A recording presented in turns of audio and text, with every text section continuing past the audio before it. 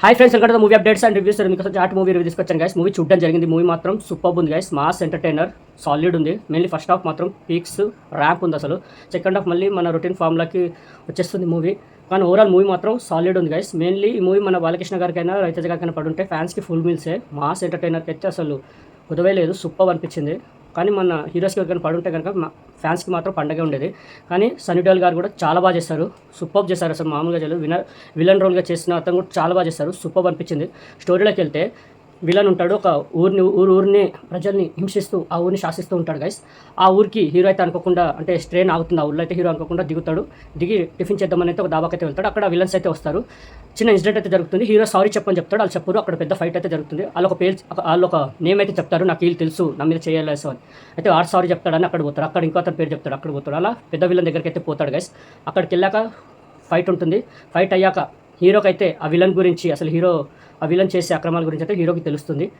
అయితే విలన్కి అరెస్ట్ చేయడానికి వచ్చిన పోలీసు వాళ్ళని అయితే కొట్టి బంధిస్తాడు గైస్. హీరో ఫైట్ చేసి ఆ పోలీసు వాళ్ళని అక్కడి నుంచి అయితే తప్పిస్తాడు.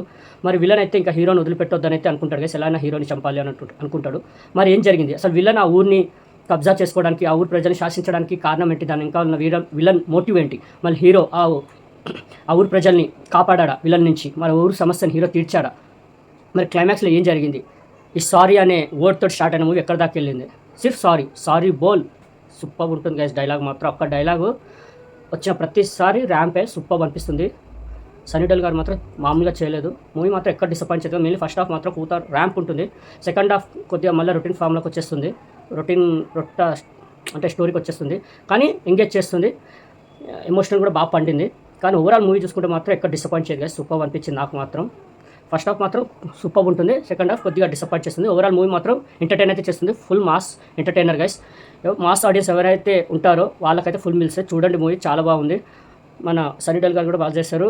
గోపిచంద్ మన్నేల్ గారి డైరెక్షన్ సూపర్ ఉంది. యాజ్ యూజువల్ మన తెలుగు ఆడియన్స్కి తగ్గట్టే తీశారు మూవీని. తెలుగు సెలబ్రిటీస్ చాలామంది ఉన్నారు దీంట్లో.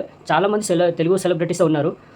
మూవీ మాత్రం వాచ్ చేయండి గైస్. మన దగ్గర థియేటర్స్లో అయితే మూవీ రన్ అవుతుంది, జాట్ మూవీ. ఈ మూవీకి నేచర్ రేటింగ్ 5కి 3 గైస్. నాకు మాత్రం సూపర్ అనిపించింది మూవీ, చాలా నచ్చింది.